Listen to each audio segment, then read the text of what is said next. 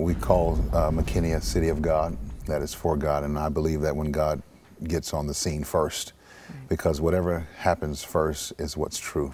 Right. And we believe we got in front of it before it became something that was inflammable, as it already was social media-wise.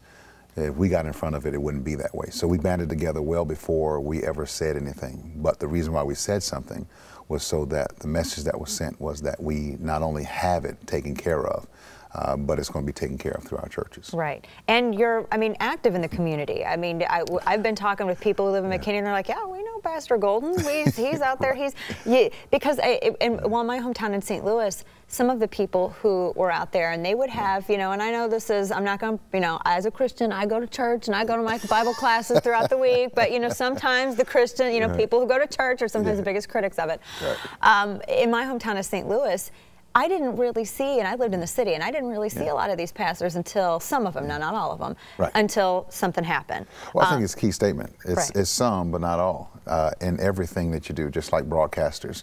I got a broadcasting degree, and there were great broadcasters, but then there's some bad broadcasters. In ministry, there are great pastors, and there's some that are not good. But the key thing I say is that the reason why I don't criticize them is because I may not be like them, but I am one of them. Right. And so I stand firm and go, man, we can do it together.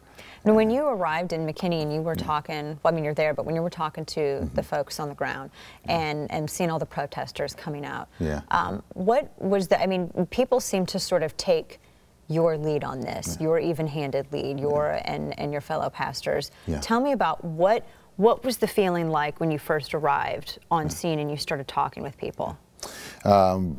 The chronology of it is I showed up at the first press conference that the police chief gave.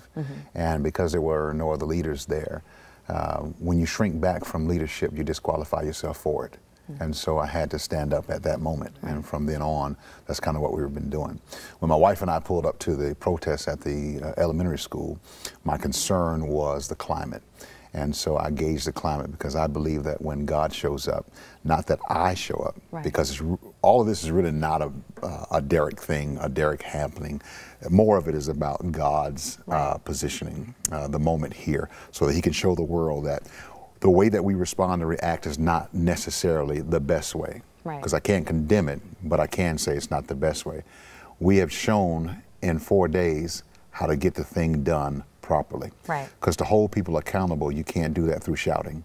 You hold them accountable through your actions. And our actions said that we allow due process to take place, because here's the thing, Dana, if we take the due process away from the police officer, then we've just given people a right to remove due process for everybody. Amen. Exactly. And so we just couldn't do that.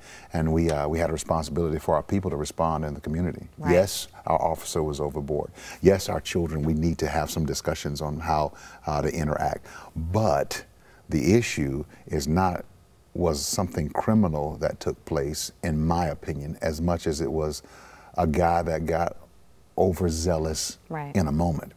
Because the statement that I make that may cause people some angst, and I really don't care, and pastors in McKinney and the area, they actually agree with us.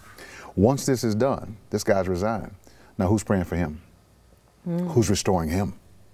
He's got a family. And as believers, if we say we love Jesus, Jesus didn't come for us so that we could be right. He came for the lost, the hurting, and the broken. And our church vision is restoring hope and loving people to life. Well, if nobody comes to my church on Sunday, I know I lived out the vision that God told me. And the reason why I'm praying for this officer is because, man, he's got to retool, he's got to rebuild. Somebody's got to be there for him.